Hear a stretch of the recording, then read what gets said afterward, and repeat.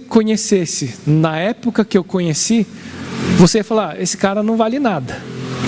Porque quando eu conheci o Oscar, pensa, eu fui com o André, falou, a gente precisa buscar meu pai.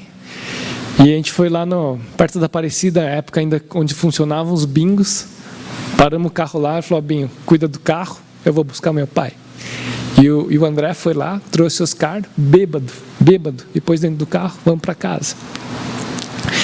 E o André orava por esse cara, tal de Oscar.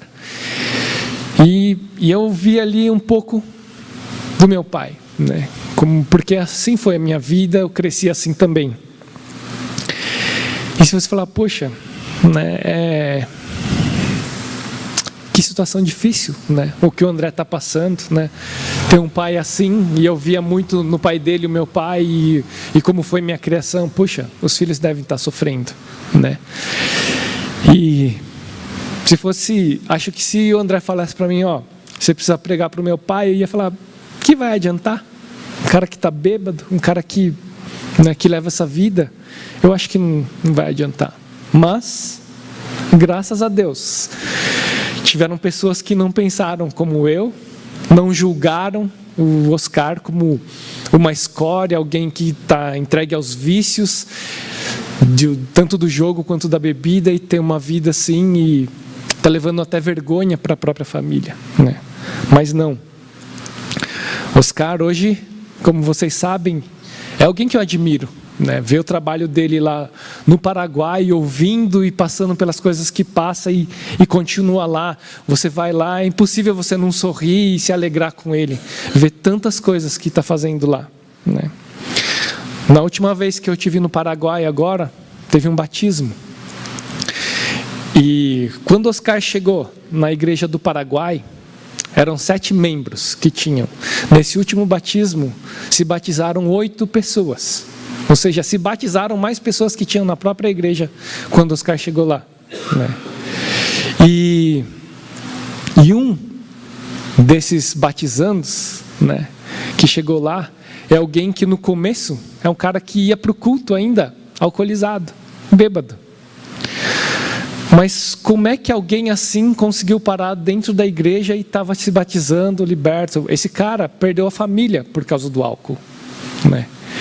Porque alguém que teve as mesmas falhas, os mesmos vícios, conseguiu se compadecer e alcançar essa pessoa, né? Então, talvez se fosse alguém cheirosinho e bonitinho, que com uma vida perfeita, nunca fosse alcançar essas vidas. Mas porque esse sujeito teve uma vida assim, ele pôde falar de, olha, eu vivi isso, eu sei o que é isso, e eu me importo com você, e eu sei que Deus tem um plano maravilhoso para a sua vida, e você não é o que a sua ex-família diz que você é alguém que Deus criou, e Deus ama, e Deus pode transformar a sua vida, assim como transformou a minha. Ele teve o que foi a fraqueza desse homem no passado, se tornou a força, e ele pode falar com a autoridade daquilo. Então parece que era um vaso com imperfeições, onde Deus transformou aquelas imperfeições com ouro, e agora aquilo é algo muito forte, e talvez seja a parte mais forte do próprio vaso, né? Então, o que essa lição nos ensina são 2 pontos. Primeiro, não despreze ninguém. Não despreze. Porque Deus não desprezou. E Deus ama. E talvez essas pessoas sejam pepitas, sejam algo precioso, joias preciosas, que só estão naquela condição porque ainda ninguém desenterrou e descobriu quão preciosa é essa joia. Então, não despreze ninguém. Por mais que falar, poxa, essa pessoa aí, né, de repente essa pessoa só está esperando você falar de Deus para ela, ou encaminhar ela de alguma maneira, para que essa pessoa se transforme numa joia preciosa, né? Então, não despreze ninguém. Segundo ponto mesmo que você seja um vaso cheio de falhas, fala, poxa, eu não presto, eu sou isso, ou eu não sei falar, Deus pode usar a sua vida. E talvez até nas suas próprias falhas, nos seus defeitos, Deus pode usar isso para alcançar vidas, para alcançar pessoas, né? Então não me diga assim, Binho, o Oscar é um evangelista nato, um pregador que pode falar. Puxa, eu sou uma pessoa tímida, que não falo, nem abro muita boca. Eu conheci pessoas tímidas, que trouxeram muitas pessoas para a igreja, né? A própria Leila, irmã da Laura, ela é uma pessoa tímida, não é de falar muito, se expor tal. Mas quanta gente ela não trouxe do seu trabalho para a igreja tal. Talvez não necessariamente pregando, mas só convidando, né? E de repente outras pessoas concluíram o trabalho, né? De repente seja a sua função não ser o pregador, mas ser a pessoa que só que convida. Fala, vamos lá para minha célula, tem pessoas legais assim. O Oscar, ele tem muito mérito por pregar e evangelizar tal, e é muito bom nisso tal, que graças a Deus, Deus deu um bom talento para ele, ele faz isso muito bem. Só que uma das coisas que eu vi dele, é uma sacada, genialidade dele, que não é dele, que ele faz assim, muitas das pessoas assim, ele aborda qualquer um, porque ele sabe, ele chega para pessoas muito inteligentes, que com vários questionamentos tal, ele fica até sem resposta. Ele fala, cara, você precisa conhecer fulano de tal. E aí ele chega, é um cara que gosta de física tal, Binho, chega aqui, tal, esse cara é engenheiro, tal, o Binho é engenheiro, tal, conversa com ele. E o Oscar simplesmente só faz a ponte e deixa lá. Né? De repente alguém que vai questionar coisas de teologia que nem ele mesmo conheça, pastor, tal, conhece tal, pergunta para o pastor, ele sabe aquela sua dúvida? O pastor sabe. E o Oscar assim, além dele conseguir ter uma boa conversa, abordar as pessoas e pregar, às vezes ele sabe das suas limitações, e só que ele sabe assim, se essa pessoa falar com fulano de tal, que sabe tudo disso, poxa, aí a gente ganhou essa pessoa. Então, sei lá, é um dentista tal, poxa, talvez a doutora Marli consiga conversar melhor com ele do que eu. E vai, vou te apresentar um outro dentista também, assim como você e tal, que vai lá na nossa igreja e de repente essa outra pessoa seja melhor do que ele para falar. Só que se ele não tivesse startado essa conversa, nunca essa pessoa ia conhecer a Cristo, né?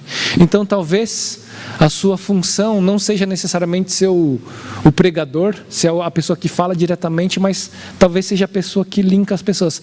Puxa, então, fulano de tal, eu queria apresentar para você tal pessoa, né? E assim você fazer. Isso também é evangelismo, né? Também é reconhecer as suas limitações, mas também ver o potencial do sermão que pode ajudar, né? Talvez algumas dessas pessoas que Oscar linkou, esse outro com todo o seu conhecimento, com toda a sua formação, ia viver o cristianismo dele simples ali, ele com Deus ou ele na igreja, e de repente, só desse link, essa pessoa pôde usar seus dons para alcançar outras pessoas, né? Você pode ser isso, né? Evangelismo não é necessariamente você ir pregar, deve pregar também, né? Sempre, como eu falei, daquilo que você já sabe, você pode transmitir para as pessoas, mas talvez tenha algumas pessoas que, por cultura, por criação, por formação, não fale a mesma linguagem que você, mas ainda essas pessoas podem ser alcançadas com a sua ajuda, de você fazer um link, né? Então você não precisa ter todos os dons, né? Talvez precisa saber quem tenha o dom para falar com aquela pessoa e conseguir trazer essa pessoa, né? Então, o próprio Jesus ensinou que o evangelismo é isso, né? O próprio Paulo falou que, alguns vão semear, né? Outros vão regar, e outros que vão colher, né? E o evangelismo é isso, né? Talvez seja você falar de Deus para alguém, talvez o seu papel seja levar para outra pessoa que vai explicar as coisas, e ainda vai chegar um terceiro que vai lá e vai pregar e a pessoa vai se converter, né?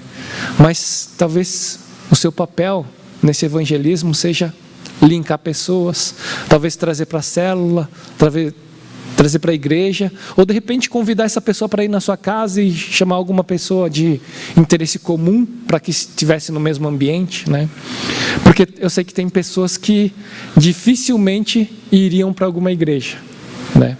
Mas estariam dispostos a ir, vamos jantar lá em casa, eu vou levar um amigo tal, e de repente promover isso, né? Com isso, não quero te isentar da sua obrigação de pregar. Você deve transmitir a palavra de Deus à medida que você conhece para todas as pessoas, né? Tendo a consciência daquilo que eu falei. O céu é um lindo lugar, cheio de graça sem par. Quem está rindo está entregando a sua idade, porque isso é uma música muito antiga, né?